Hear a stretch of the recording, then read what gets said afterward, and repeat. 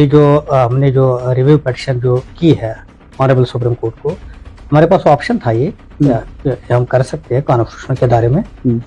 तो इसके बाद भी हम लोग हैं जो चीज जिसको हम एक और पिटीशन होती है जिसको हम प्रियोरिटी पिटीशन कहते हैं, वो भी हो सकता है। यानी अभी तक 370 का मैटर खत्म नहीं हुआ। देखिए, धारा 370 को लेकर केंद्र सरकार का ये मानना है और कई बड़े नेता ये कह चुके हैं कि धारा 370 अब इतिहास बन चुका है। लेकिन एक बार फिर से धारा 370 को बुनाने के लिए कुछ अभी भी लोग जो है वो जुटे हुए हैं और इसको लेकर एक पिटीशन, रिव्यू पिटीशन जो है वो दायर की गई है। डॉक्टर हुसैन मेरे साथ मौजूद है जो कि जम्मू कश्मीर पीपल मूवमेंट्स के प्रेसिडेंट भी है और सर्वा भी हैं। ये उन शख्सों में से एक हैं जिन्होंने रिव्यू पिटीशन जो है वो दायर किया है और सबसे पहले जब पिटीशन दायर की गई थी वो भी डॉक्टर हुसैन द्वारा ही की गई थी। डॉक्टर साहब, आपका स्वागत है। Thank you so much. Doctor साहब, सबसे पहले पिटीशन आपके द्वारा दायर की गई थी और अब एक बार फिर से रिव्यू पिटीशन दायर हुई है और आप उसमें से एक हैं उन नेताओं में से। सबसे पहले कि क्या ये जो बीच का सफर रहा, ये सफर किस तरह का रहा और अब कोर्ट के माध्यम से क्या एक बार फिर से दरवाजा खटखटाया गया है? देखिए, 5 अगस्त को जो ये आर्टिकल 370 को ऑपरेशनलाइज किया गया, उसमें हमने उस पे हमने काफ़ी वर्कआउट किया कि हमें क्या करना चाहिए। तो हमारे पास रास्ता यही था कि हमें सुप्रीम कोर्ट जाना चाहिए जी। और फाइनल तौर पर हमने हफ्ते भर में इसको पिटीशन को तैयार किया और सुप्रीम कोर्ट में इसको सबमिट किया।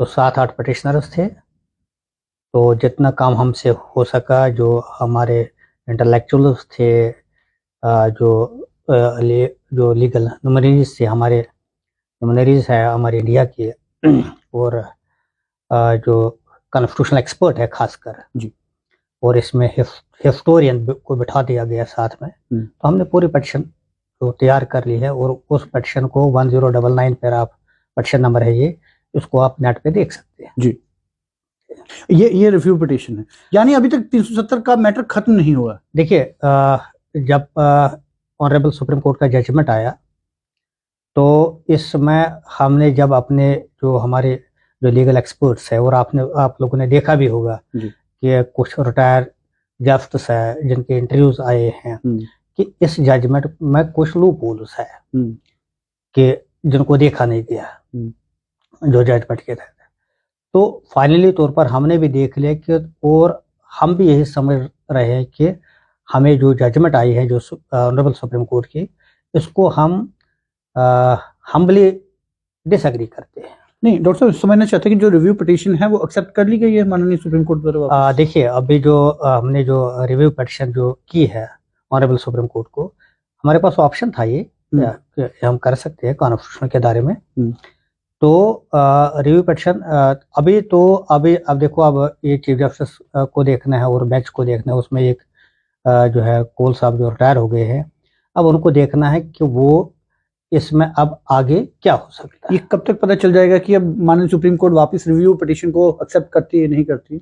देखिए, हमारा काम था कि रिव्यू पिटीशन को सबमिट करना। हमने अपना काम कर लिया है जम्मू कश्मीर की तरफ से, क्योंकि जम्मू कश्मीर के लोग भी चाहते थे कि इसमें एक रिव्यू पिटीशन की जाए। और जब हमने इंडिया के टॉप लॉयर्स से बात कर ली है तो उन्होंने भी कहा कि हाँ, रिव्यू पिटीशन करनी चाहिए। क्या लास्ट ऑप्शन है, इसके बाद कोई और जरिया नहीं रहेगा? नहीं, लास्ट ऑप्शन होता नहीं है किसी चीज का। इसके बाद भी हम लोग हैं जो चीज जिसको हम एक और पिटीशन होती है जिसको हम प्रियोरिटी पिटीशन कहते हैं, वो भी हो सकता है अगर जरूरत पड़े तो।